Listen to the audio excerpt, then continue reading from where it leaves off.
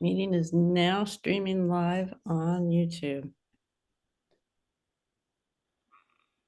Still says it's setting up. Directing. Meeting is now streaming live on YouTube. All right, now I have to mute. Still says it's, there we go. So you have to go to YouTube now. So I think, so I muted myself because I was hearing myself. If I have YouTube open, then I hear myself. But so here we are, live on YouTube. Yep, there we are. It says one watching. And maybe more will join us soon. But I think this gets recorded, so so we can just begin. Great. So I'm Lindsey. I've been with the Fairy Congress since its beginning. I was the hostess for the first 18 years. And now I do all the admin stuff.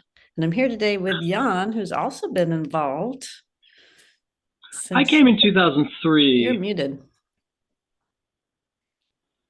No, I'm not. Can you hear me? I still can't hear you. I heard you before.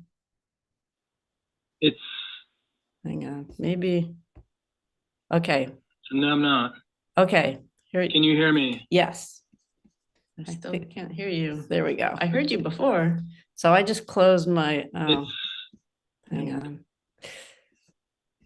I hope that, shoot. Yeah, I think we're still on YouTube. I had to close my YouTube window because otherwise I hear us, but I couldn't mute because then I couldn't hear you. So anyway, okay. Now I think we're good. So how do we find out if people have questions or who's watching? That's a good question. Because people give the thumbs up. Let me, here we go. Out if people have questions or who's watching. Here we go. Okay, so I've muted that. Okay, 5 watching now. Well, okay. Can you hear me? Yes, I can hear you. Okay. So right now I'm watching this on Zoom. Do I move over to watching it on? No. Watch it. Yeah. Because then you'll hear, if you watch it on YouTube, hang on. It picks up, there's a little delay. Yeah. And it picks up what you're saying and then repeats it. So just go ahead and speak. On YouTube, hang on. So I don't know why I'm hearing that. Okay, so I had it up on my. Okay, so I'm on Zoom. Right. I can't tell who's watching or if we have any questions. I can. It says there's 8 watching now. Okay. So here we go. Caroline is here from Toronto. Annie Clark is here. Says you just came up. Hi, you guys. Thanks for being here. So do you want to introduce yourself, Jan? Yeah, so, this is such a fascinating question about what spirit helpers we have and how do we communicate with them. So, I grew up in Norway. I spent a lot of time out in the woods alone as a kid, and I would talk to trees, and I thought that was kind of normal. And then I realized that, whoops, it wasn't normal. But to fast forward, I came to Fairy Congress in 2003, and there was a strong Findhorn connection. And I left with 3 dragons. And I had no idea about how to engage with them, how to work with them. They would show up in my dreams. There was a huge one who would wake me up at 3 o'clock in the morning. And that really inspired me to actually, that inspired, that's kind of the creation of the Fairy Council, because I was like, what do I do? Fairy Congress sounds so innocent. Like it's not. I mean, it is, but it's not. It's real. And so, how do I? So I started off with working with like which which dragon is my main ally, which is kind of in the background. He helps me in emergency situations. Yeah. So Fairy Congress was one of those places I met a lot of spirits. Like spirits they would see me, and for some reason that I have like some kind of tattoo or something that they see and they're like, great, let's go talk to him. Well, didn't Um, you one year, wasn't it you who said that there were 8 gnomes that hitchhiked on the back of your car? Maybe that was somebody else. Maybe that was Andy Clark. But yeah, people do meet allies at the Fairy Congress, and then those allies end up going home with them. It's not an and uncommon then it's occurrence. up to us to develop. First of all, Yeah.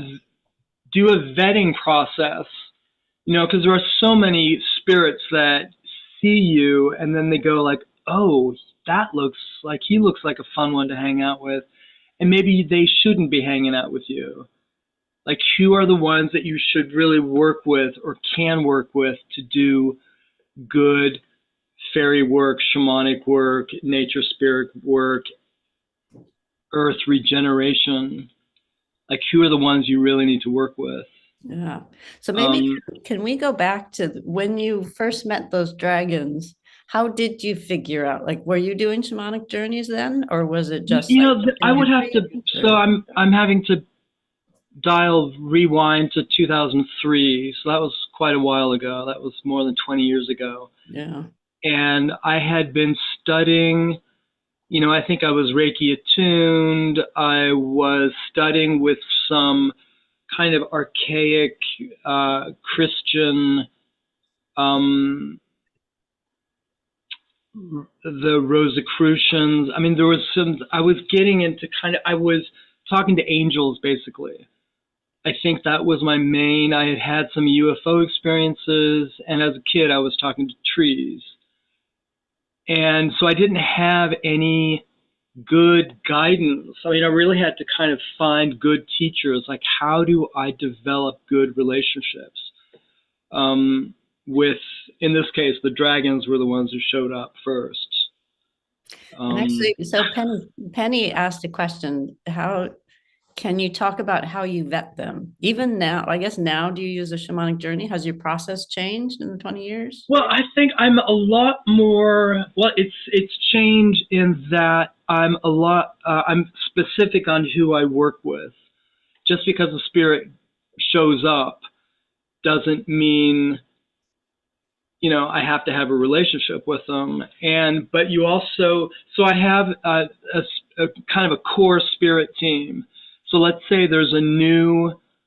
I'll use this as an example. I was unraveling enchantments.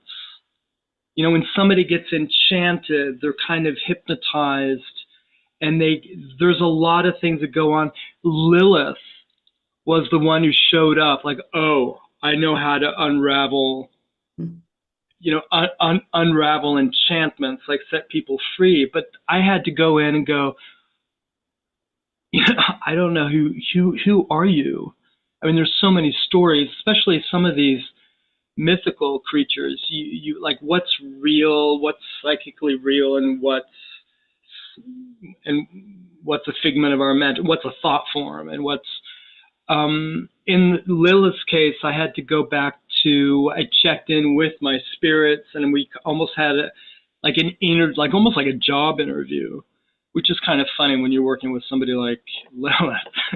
It's pretty amazing. So I think vetting, have your core team and check in with them. Is this somebody? Are they who they say they are? Are they capable of working with you? Are they the best person for you to work with? Yeah. Yeah. And here's somebody just has commented they're reading Subtle Worlds by David Spangler. I've read that book a couple times. It's a great book. Yes. And he says that working with subtle beings is a collaboration and it's okay to say no if we need to. Definitely, that's true. And I'll share my story. I was in Glastonbury this summer. So many crystal shops in Glastonbury, and I've started to work with crystal skulls, and I felt like I was ready to find a new helper, and I'm very selective. I'm not someone who likes to have lots of tools. I like to have just a few. Um, but anyway, so I was like, God, how do I choose a new one with all these to choose from? And so I asked my team, like, how do we how do we do this? And they said basically to go in when we go into the crystal store, have my whole team kind of online with me. And that so that then I'm really open to their input as I am looking around, and I could sort of then so not to think of it as like, okay, this is me going in, picking a new ally. We're going in as a team. And it's really was more, it was like sort of almost like spinning the radio dial, seeing which one kind of aligned. So that made that, and it actually really made the process very fun. And instead of like the overwhelm that it could be. So yeah, it was kind of like a pre-vetting. Yeah, and I bet in that process they're also supporting you. Yes. And because Yes. going into a crystal shop can be kind of overwhelming. Yes. Absolutely. Yeah. It is. It's And amazing. they can kind of like bring your energy field in and Yeah. strengthen. Yeah. Yeah. That was good. Interesting. Yeah. Do you so how have you worked? I'm curious now that we're how do you work with that crystal? Um, so I have a team. I have about 6 crystal skulls. Each of them has a different focus and purpose. Like there's one that has to do with grounding, one that has to do with vertical alignment, one that has to do with keeping my brain balanced. And the one that I got in Glastonbury was actually sort of aligned with the she. And so and she is a female she. So yeah, that's she helps specifically with communication.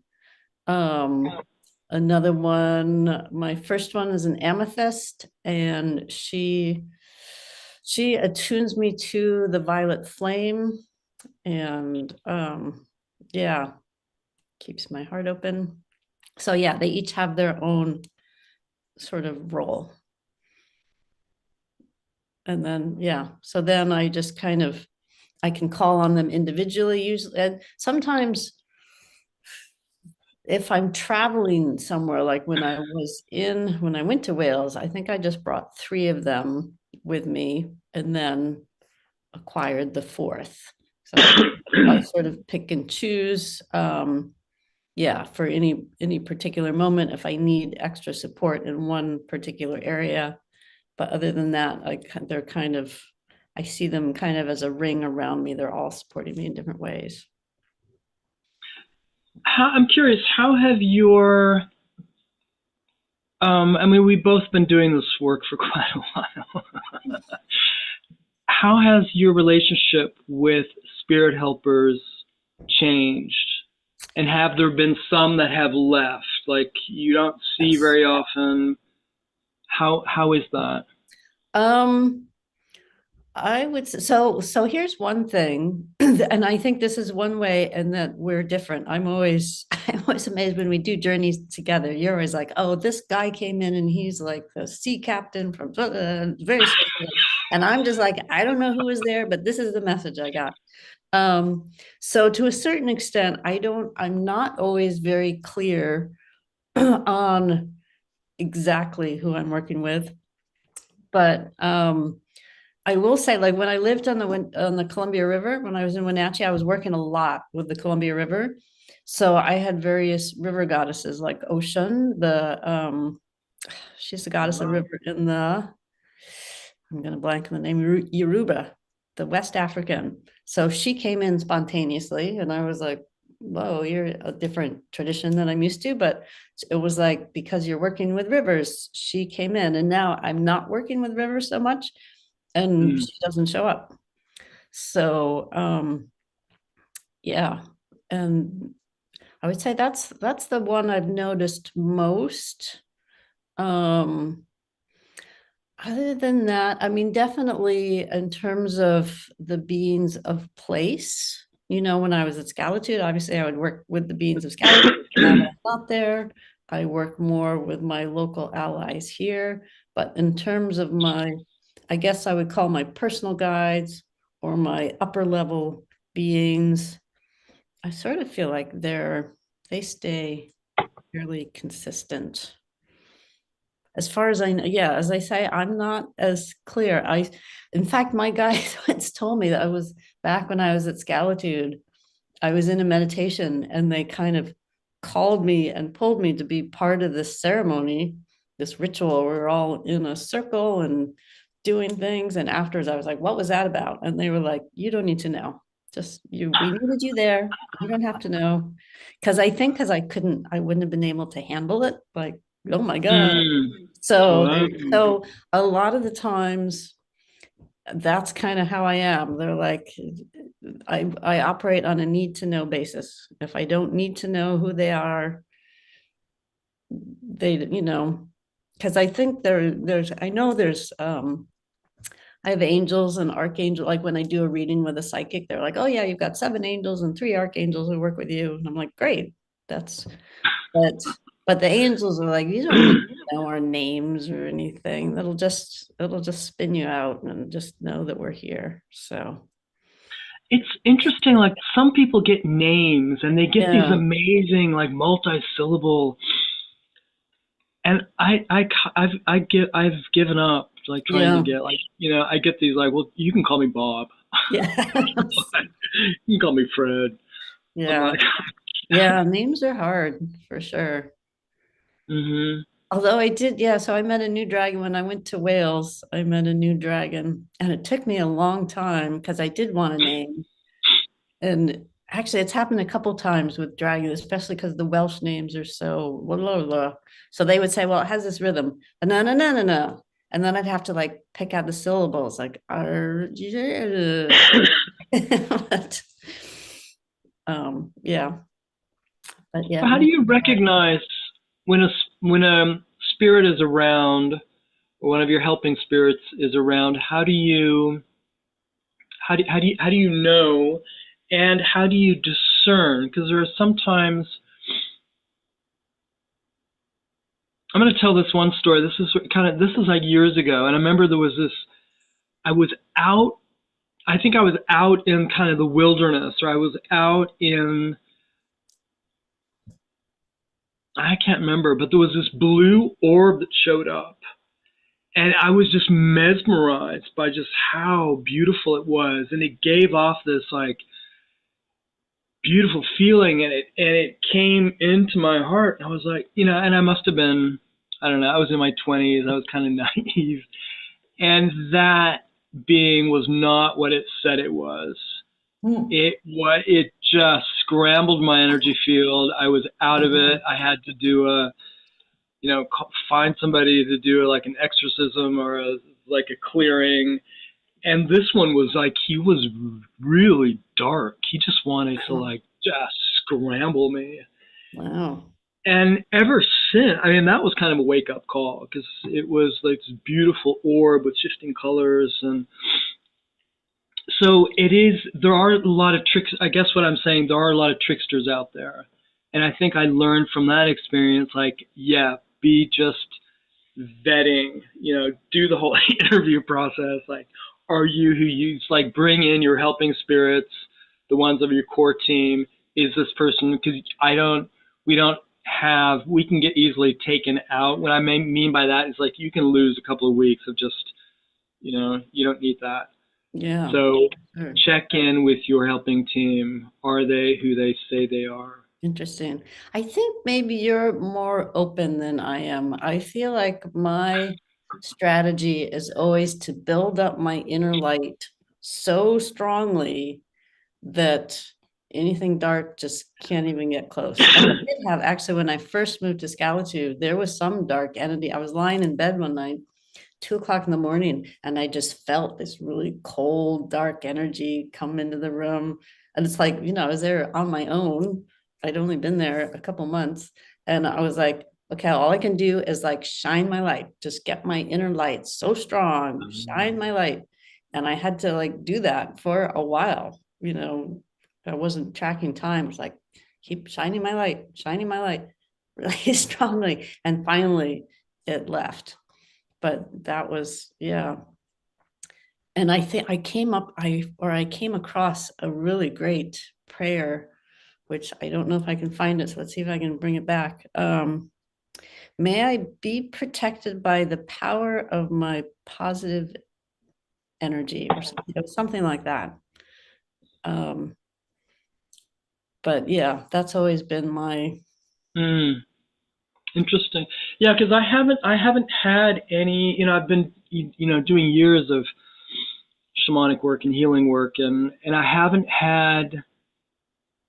If I do come across some spirits that don't like humans, my diploma, I can win them over. Or if I can, I'm able to kind of contain them. So I haven't really interacted with gnarly spirits. I mean, of course, there are spirits most of the spirits, that you meet that are giving you problems are just, they're lost. They don't know where to go. They're afraid. They're frightened. Yeah. I got one. Okay, I've got an interesting story, but you go ahead. No, you go first. Well, this is like the question of like, where do you pick up spirits? How do you meet spirits? And so I was in a ghost dance. It was a Native American ghost dance. It was for the two spirit. So it's for the queer people who hold, the masculine and the feminine, and kind of bringing them forth. But it is a Native American ceremony. And so you're dancing around the tree of life and you're singing these songs, and I'm Norse. I don't think I have a drop of native blood in me. It's not. And I got possessed by a spirit who, as far as I can tell, he was at Wounded Knee. They were dancing a sacred dance, and the cavalry came in and shot everybody. There was massacres. And when they died, they didn't know where to go. They go to where their people are. But if there's like a massacre, then all these spirits get lost.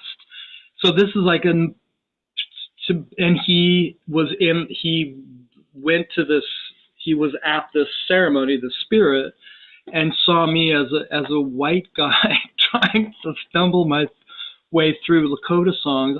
He probably like, I'm after you. So he possessed me, but he also then felt very safe. There was something about me that felt very safe. And it took me like, I think 10 years to unravel what had happened, because he came in with all his thought forms about, how evil white men are, and, just everything that's tied into a massacre. But I was able to, doing shamanic work, find out who he was, what happened, to be able to do some, forgiveness work. And now, if I come across a land spirit, so this would be an ancestral spirit, a native ancestral spirit of the land that needs to be taken back to his people, he will come in. And it's so beautiful, because now we have a relationship which didn't start off good at all. Now we have a relationship where he comes in and he can escort, this is cycle pomp work, this spirit to where they need to go to if they're Native American. That's and great. that is just such a beautiful. Yeah, that is. So it's a lot of times like, you need to do diplomacy work and forgiveness work, and Woo. That also speaks to how much healing can come out of trauma. That's been something that I've had Mm. like some of the seems like some of the most powerful healers that I meet had a really traumatic childhood. And it was like that trauma just kind of pushes them into this healing path, and it gives you a depth of power, it seems like that. um I don't know, it's yeah, it's the I guess it's the silver lining, or it's I don't know, it's kind of like that saying, how deep you go shows how far you can rise, something like that. But that is amazing. Yeah. I've definitely come across angry land spirits that I've had to work with. And it's similar. The one I met this one fawn along the Columbia River who was really angry. Wow. And it was interesting because I'd never met an angry spirit that much before that. So I was like, I went to greet him and he was like, rah, rah, why do I want to meet you or whatever? And I was like, okay, sorry. And I just backed off. And then I realized somebody had spray painted on a tree. And I realized, oh, that's probably why he was angry. I think it was two things. One, that somebody had spray painted on a tree. But second, I think the person who spray painted with red paint was very angry. So they sort of put that anger in the tree. And on, was just like was carrying that anger. So once I understood that, then it took me a couple times. I went back and did land healing work with it, and it took a couple times to finally release all that anger. But then when I did, it was like, wow, he just expanded. And Wow. it was like, it was almost like the anger was like acting like chains around him, and he was really condensed. And then once the chains were released, he could just expand. And um I don't know. It's like he could access different layers of his being, which was really interesting for me to witness. Yeah, just seeing the power of Mm. healing. So speaking of that, it's almost 10:30. Do we want to take a moment to send some prayers to Los Angeles and all those beings? Let me see how many. Yeah. So this is one thing that you can do with your spirit team. Check in with them, and you can send them or have them work with the fires in LA. Um, And I also, because when I tuned in this morning about how can I help, what I got for me was to call on sylphs and the tree spirits, because those are two types of beings that I already have a close connection with. And I know the wind in LA is part of the the challenge. It's helping spread the fires, and it means they can't fly planes to spray the fire retardant. Um, so instead of just being like, I don't know, more general, yeah, having your maybe specific allies who can help in mhm. specific ways. Um, that's So what. this is interesting. So I mean, this is kind of we at one point we studied weather shamanism, and Lindsey was the one who like organized the whole thing with Nan Moss, who she was had come from the Michael Harner um, school of core shamanism, um, and it was so interesting because with that team at Scalitude, there was a lot. At one point, there was a lot of Sasquatch energy, and people were having dreams about Sasquatches. And they came in, and some of them like did not like humans. Some of them were really curious. Some of them kept. They were like way up in the hills. They did not. It took it took us a while to kind of win them over, but the main Sasquatch I work with, when I asked like who can help me with weather, he was right up there. He was like Me.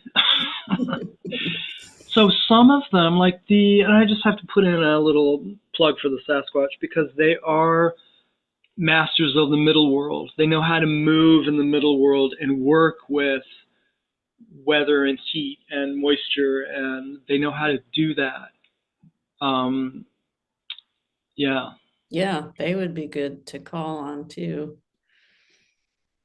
But that started at Fairy Congress at Scalitude. Yes. There's so many things that have started at Fairy Congress Yeah. where these beings show up, Well, and and we then were you get. doing weather shamanism. Well, we were doing it twice a month, every other week or something for a while. We were meeting. Oh, that was in 2020. Well, I had moved to Portland and everything was shut down with COVID, and so we started this like Friday night television, and we discovered like how Zoom worked, and then the fire started. Like everything, like I Yeah. think I'm living in Portland now, and for a while there, Portland had the worst air quality in the world. It was really bad. So we did every other week. We had uh, We were doing. shamanic activism or Yeah. weather shamanism. Yeah. That was fun. It was I have to say fun. that was, Yeah. that was I mean, fun that you can have in a disaster. Well, it was Um, just, it's fun to connect and do this work. It's like, yeah. it is, and I will say that's one of the things I think that makes Fairy Congress what it is. It's like, because there is a lot of things. So, I don't know, as I'm in the marketing world, it's like, oh, don't do events because you have to launch, da, da, da. You should just have standalone courses where people can do it on their own. It's like, but then you miss, this is what's important, is coming together, because it's like it opens our hearts, and it just, it to me, it increases the power available. And as we Mm, are exposed to that power, like we're part of that power, and then we get to feel that and receive and be part of that flow. And yeah, so that's why, yeah, Guy in Congress is coming up in 2 weeks. Everybody, this is why I don't know. Sometimes I get like, oh, why am I doing this? But it's like, it's so important to have a big group come together. It's like there's so much energy and juiciness. It's worth it. It's just, it accelerates and multiplies the magic available, I would say. So, but I remember I have to tell this story at Fairy Congress. This woman who was new, she came up to me and she's like, do you sing and dance all the time? She was like, I've never felt so loved in my life. Like, who are you people? There is something when you get a group of people that doesn't happen on recorded, no. workshops. And it also, I think that's the other thing. It's like Fairy Congress, Guy in Congress. It's not any one of us individually. It's all of us together. Like That's it's not you, it's not Skeeter, that's it's beautiful. all of us. Yeah. So should let's take a few moments to send some prayers to Los Angeles, Okay. and maybe um so everyone, wherever you are, just, it's good to sit up nice and tall.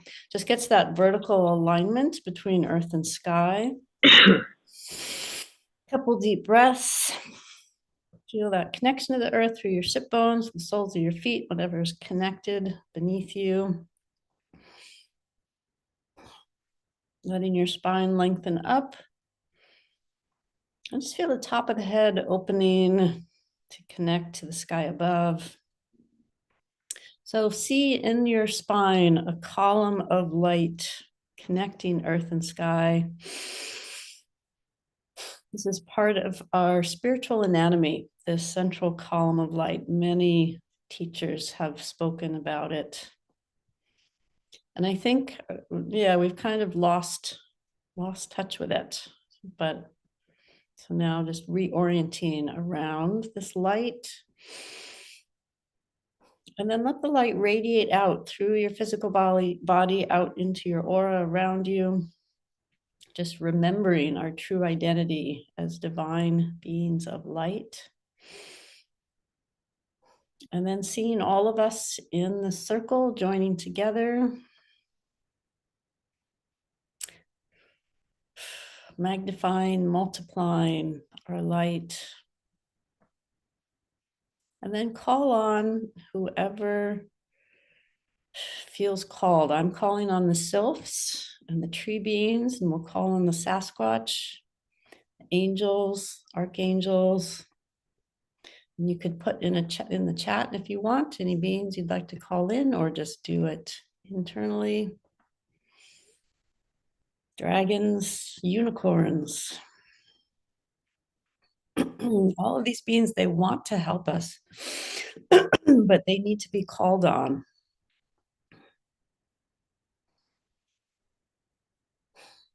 So all of us together, let's form a glowing ball of light, the center of our circle, all putting in our energy, our positive intentions, our healing prayers. And then together we're sending that ball of light to the greater Los Angeles area. Just let that ball of light move there. Let it infuse the land, the air, the waters, the physical level, the etheric level. Just feeling that healing energy be integrated, be absorbed. I'm feeling, I'm getting the sense of flowing. It's not just one single incidence of healing energy we're sending. There's this flow that's moving through us. So we can be the hollow bone, bringing in cosmic energy. Just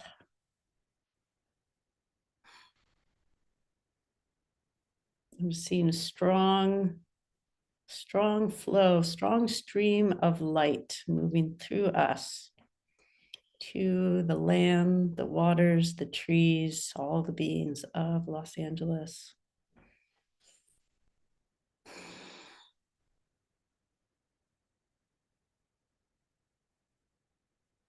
And now this, I'm just playing the images. What I'm getting is this image of a water faucet, and it's turned on, and this flow of light is just streaming down.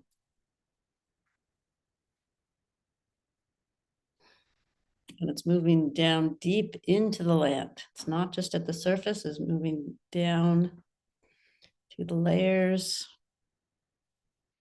just bringing calming energy.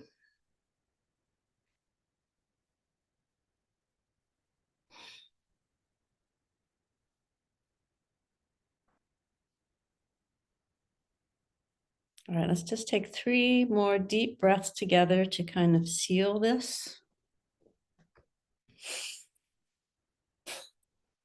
Just opening our hearts,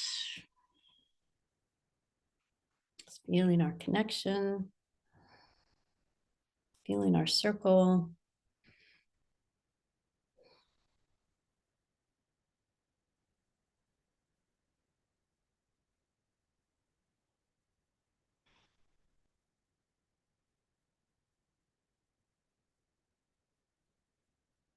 And what I'm seeing now, I'm seeing we have a circle of humans on our level, and there's a circle of angels sort of replicating there and circling the area on their level.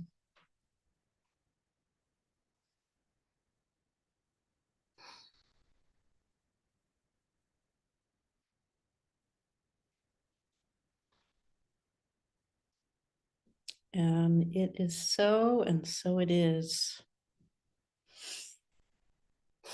Bringing all of our energy back to ourselves. Feeling again our vertical column of light, connecting earth and the heavens. Feeling our own radiant bubble of light surrounding us. Just checking our boundaries. Just sort of do a scan around the edge of your aura, making sure everything feels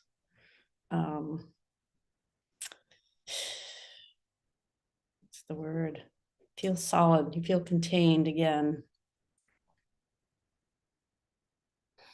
You might want to sort of tuck your aura in beneath your feet.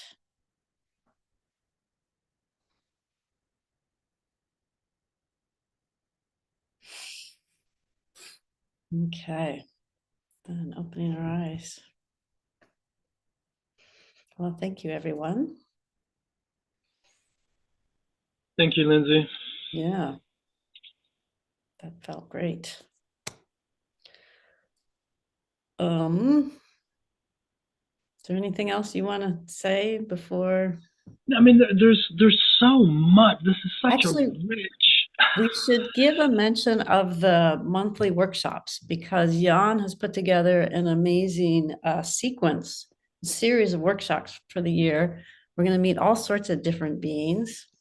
Oh, and there's someone else. And yeah, and a lot of this. So every third Saturday of the month, we have a workshop starting at 10, from 10 to 11:30 at West Coast time, so we can get the East Coasters and the Europeans in. But a lot of this started. This is such an interesting topic that we're doing here about spirit helpers, because I noticed people would do a shamanic journey, they would come across a being, and then they didn't quite know what to do, or they would be on a psilocybin or ayahuasca journey, and they were like, I talked to my ancestors, or I met an elf. That was like, I met this one guy. He was, he was on mushrooms. He met these elves, but he didn't know what to do with the elves. So a lot of these workshops are, how do we work with the spirits of nature? How do we work with our helping spirits to improve? And what is it we want to co-create with the spirits? So January 18th, Skeeter, Michael Pilarski, he does something called, he was one of the co-founders of Fairy Congress. So it's kind of, in one way, good that we start off with the elders. He does a global earth repair, which is early May. But a lot of that has to do with, like, how do we work with the intelligences of nature? So he's going to be starting it off. Yeah, it's a very topical workshop. It's a But great way to begin the year. we'll put the links in the Yeah. YouTube Yeah. comment section.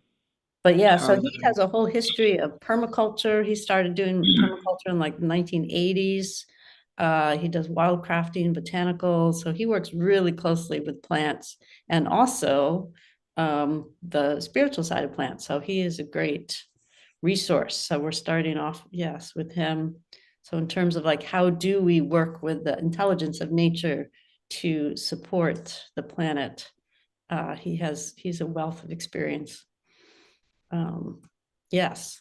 So that's next week, a week from Saturday. And then the following week is the Guy in Congress, where we actually are going to meet with our allies, a whole range of allies. And then Amba Skeeter will start us off with his blending and becoming. And then Amba Aliana, he is going to lead us on a journey to the world tree so that we can really, that's going to be, I don't know. She's good. So, She's good. yes, Yeah. she is. She is deeply connected.